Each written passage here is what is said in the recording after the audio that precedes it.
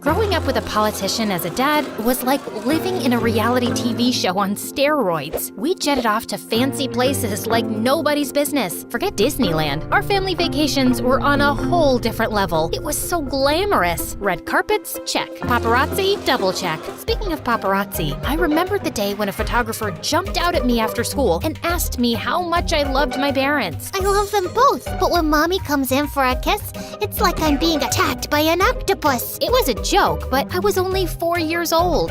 Little did I know that innocent quip would turn Mom into a hilarious meme overnight. Wow, Mom, you look cute. But when Mom saw them, she felt terrible, and I suddenly realized that this must not be good. I'm so sorry, Mom. I didn't mean for this to happen. I know you didn't, sweetie, but sometimes people can be cruel, especially on social media. It's better to just avoid it overall. Growing up, I realized the challenges that came with my family's position. People were green with envy and jealous as heck. Like, when I noticed an old woman afraid of crossing the street, I rushed to help her, but I ended up getting a lot more than I bargained for. As soon as I handed her purse back to her, someone recorded it and posted it, but they twisted it and made it look like I was stealing her purse. What a bummer. And just then, my dad's political enemies used the video, and all hell broke loose. Suddenly, Dad started losing his supporters faster than a contestant on The Voice. I was chill until I saw Dad walking like a ticking clock. Tick-tock, tick-tock. I felt terrible, so I stayed away from social media. But as I entered high school, Twitter, Instagram, and WhatsApp became big parts of everyone's lives. Even my best friend Sarah was always on her phone, chatting with guys on social media. Who are you talking to? Oh, wow. Our soccer champ just sent me a friend request. I'm so cool. Should I accept or make him wait? I couldn't help but feel a twinge of jealousy. I started thinking of using it. Should I? Shouldn't I? Okay. You won. And I was stuck with my boring SIM card for texting, and soon all my friends ghosted me. It was so annoying. But at least I had Sarah, who never got bored of me and always knew how to cheer me up. We made silly videos of ourselves doing fun things, like that time I was singing my song. Money in the bank, I got it. Living like a rock star, party like a pop star. You can call me queen, I'm popping like a cork star. And Sarah posted the video on her Instagram without my permission, which made me really upset. Relax, no one will see it. You don't know that. Yes, I do. You're no Beyonce, and no one's losing their minds over your silly skills. Yeah, she was right. It only got a few comments, but it was still fun and addictive to read them. I was done playing the good angel role. It was time to explore. So I caved in and created my own social media account with a different identity, just to see the comments. It was fun. Sarah and I continued to make silly videos, and we always played silly characters. But soon enough, Savannah, the TikTok girl of our school, was furious when she heard her friends gushing over my videos. She was so mad that she could have TikTok danced her way to Siberia. You think you're so cool with your little videos, don't you? Huh? What do you mean? Just stick to your own lane. Who made you queen telling Carly what to do? Just because you got no talent doesn't mean you gotta bring others down. Bye, Felicia. Get off your throne. We both laughed, and Savannah just rolled her eyes and walked away, like she was Kim Kardashian and I was just an extra in the Kardashian reality show. But then I quickly put an end to our Instagram or TikTok war when Matthew joined our school. He was Justin Bieber's son. I mean, he looked like him. Actually, he was the son of my dad's faraway friend. And the second he stepped through the door, he had everyone's attention. He was smart, handsome, and had a charm that Savannah was all too eager to bask in. She was practically throwing herself at him. Hey, Matthew, you're looking good today. Mind if I take a quick selfie with you? Actually, I'd prefer if you didn't. Come on, don't be so uptight. It's just a harmless picture. I'm sorry, Savannah. I'm just not interested. I was wondering why Matthew didn't. I mean, everyone has social media, right? So I did what any self-respecting Gen Z would do. I stalked him online. To my surprise, I found absolutely nothing, leaving me to conclude that Matthew must be part of the 1% of people who don't have a presence on the internet. Hashtag, where are you, Matthew? Hashtag, no social life. Is this seat taken? Yes, by me. Just kidding. It's all yours, thanks. Hey, I noticed you haven't been very active on Insta lately. Or, oops, why am I always in a rush? Someone's stalking me? Well, I like my privacy. I can't stand social media. What about you? Ugh, I hate it too. I recently deleted deleted my account. I turned red. Why did I just lie? Same. I mean, what's the point of having thousands of followers if you don't even know them in real life? Yeah, totally. I'm sure all my followers were robots anyway. As we chatted, I felt myself opening up to Matthew like a book. Pretty soon, I realized that I was falling for him faster than a ton of bricks. Why are we waiting? Let's go for a class. I'm just waiting for the montage of us running through a meadow, hand in hand. You're different from all those other girls. You don't need to seek validation from others. Matthew seemed to feel the same way, and we started spending more time together. And next, I was expecting a romantic dinner, but instead, I got a hiking invitation. At first, I felt let down a little, but it turned out amazing as we spent the entire day there. And when we were making our way down, my foot slipped, and that's when I got my chance. So I pretended to be in real trouble. I stretched out my arms and closed my eyes, expecting Matthew to scoop me up like in the movies. But instead, he ruined the moment by calling the rescue team to help me out. Talk about a buzzkill. And for the next few days, I was tossing and turning until one morning when I finally mustered up the courage to tell him how I felt. As we sat on a hilltop watching the sunset, I looked into his perfect eyes. I need to tell you something. Me too.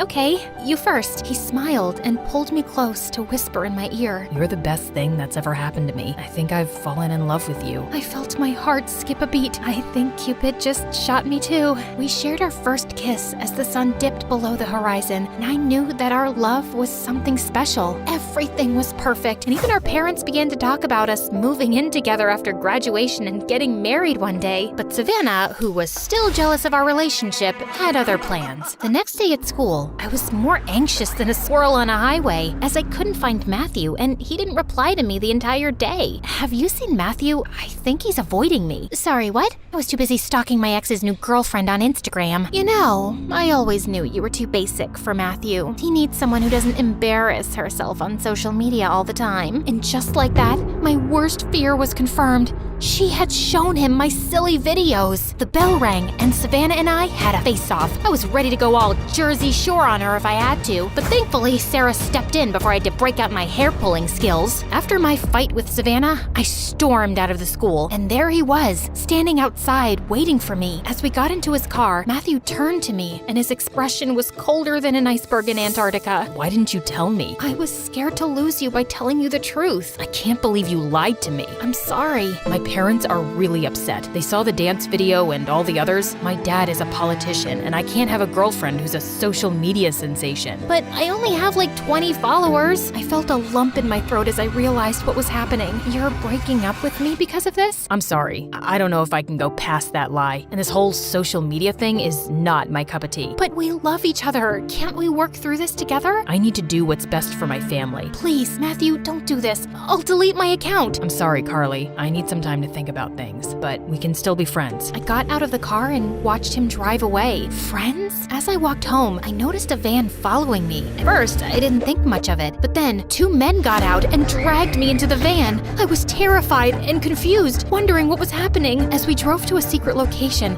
I kept thinking it was a prank. Savannah must have paid these guys to play a joke on me. Is this some kind of punked episode? Do I get to meet Ashton Kutcher now? Seriously, if this is Savannah's idea of a joke, tell her it's not funny. As the van stopped in the middle of nowhere, I realized this was no prank. It was real, and I was in trouble. Look, I don't know what you guys want, but all I have is some gum and a half-eaten granola bar in my backpack. There was silence from the guys in the front of the van, and I started to feel a little uneasy. Suddenly, the kidnappers hopped out, and I heard a dial tone. Hey, we got her. No, we didn't hurt her. Sure, we're ready, as agreed. Asking for a ransom. A ransom? Who do they think I am? A Kardashian? After what felt like an eternity, I heard the sounds of footsteps approach the back of the van. I knew this was my chance to escape. I braced myself for what was to come, but then I heard a familiar voice. Carly, are you in there? I couldn't believe it. It was Sarah. She found me. Or was she one of them? The back door opened, and I saw Sarah and Matthew standing in front of me with a group of police officers behind them. Are you okay? I'm so sorry for what I said earlier. I can't ever lose you. I nodded, too overwhelmed to speak. Matthew lovingly scooped me up like a pizza from the van. Come on, guys, it's a serious situation. Stop giggling. calling? What is happening here? How did you find me? Social media. Savannah was acting really weird in school, like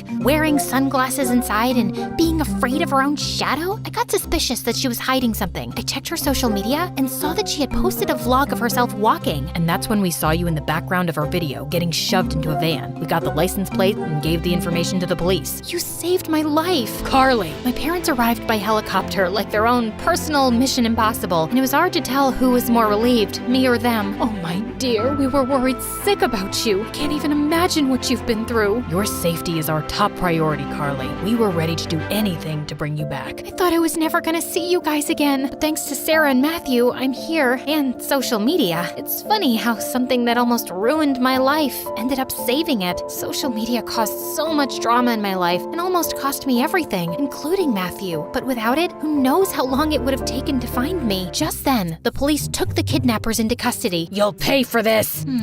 Something just doesn't feel right. The police stripped the bad guys of their belongings and shook hands with my dad. I quickly dialed the last number and saw my dad pull out his phone and drop the call. It was him. I was horrified. My own father orchestrated my kidnapping? That night, Dad admitted to it and asked for my forgiveness. I know it seems extreme, but it was the only way to win back my voters. If I lost the election, my opponent would have won and ruined everything that I've worked for. I don't care about losing, but people would have suffered. There would have been no social security, no free education, and no health insurance. I couldn't let that happen. But you put your political things ahead of your own daughter's safety? And if it was for good, why didn't you involve me in your plan?